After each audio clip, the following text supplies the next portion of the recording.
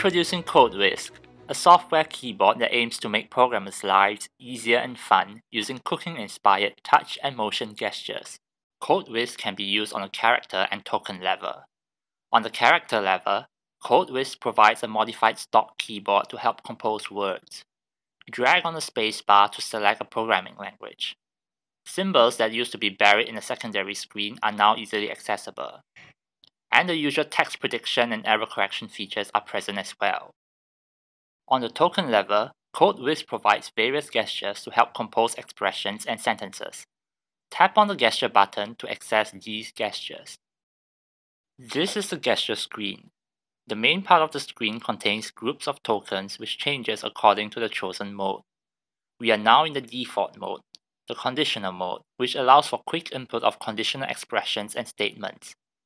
The 4 columns represent keywords, operands, binary operators, and another identical set of operands. Tokens can be reordered and added to these groups, but we will not cover this in this video. In the middle of the screen is the holding area, where tokens can be manipulated before they are output as text. The simplest way to form an expression or sentence is to tap on the tokens. Alternatively, the tokens can be crossed in a fluid swipe. If a token is not on screen when swiping, drag the finger to the edge of the scroll container to initiate auto-scrolling. The orange strip above the holding area is the gesture strip. Start the finger movement here to draw symbols directly into the holding area. Currently, only parentheses are supported: round, curly, square, and angled. Selected tokens are placed in the holding area. Here they can be plucked out and rearranged, or deleted by dragging downwards sufficiently away from the holding area. The holding area can also be scrolled. The initial direction of the finger movement determines whether a scroll action or a token drag action is taken. We have seen how individual tokens can be moved about in the holding area. What happens if we want to select groups of tokens? It's time to expand to a different mode of input: motion sensing with accelerometers. The motion gestures in Whisk adopt a cooking metaphor. This is because the author was hungry when he wrote the application. In a mobile context, accidental movements of the device are common. 2 ways to get around this are to use complex motions or a combination of touch and motion gestures. An example of a complex motion goes back to our earlier problem of grouping tokens together.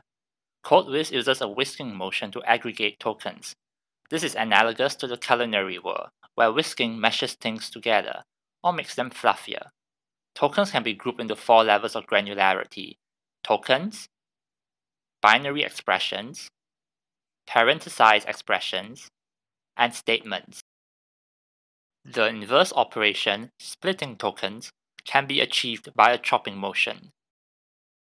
In this early implementation of Whisk, motion gestures take about 1 second to recognize after the device has stopped moving.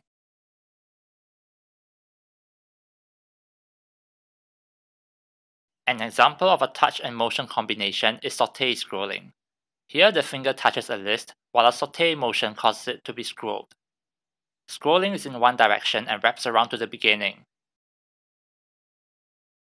To remove tokens quickly, roll the device to the right until a red zone appears at the end of the holding area. Then scrape off the tokens like scraping off leftovers on a plate into the trash bin. Once tokens are ready to be committed, they can be served by dragging from the holding area past the gesture strip while tilting the device down at the same time. Think of it as serving food to a guest from a dinner plate. When all the food on our plate has been served, we can replenish it by scooping up some more. Similarly, in Whisk, a scooping motion causes the previously committed tokens to be recalled in the holding area. Having seen the various touch, motion, and touch plus motion gestures in action, the million-dollar question is, does Whisk make code entry fast? Well, not really. We feel that the best input device for mainstream programming languages would be a physical keyboard. But Whisk sure makes entering code with touchscreens less painful, a little bizarre, and definitely a lot more fun.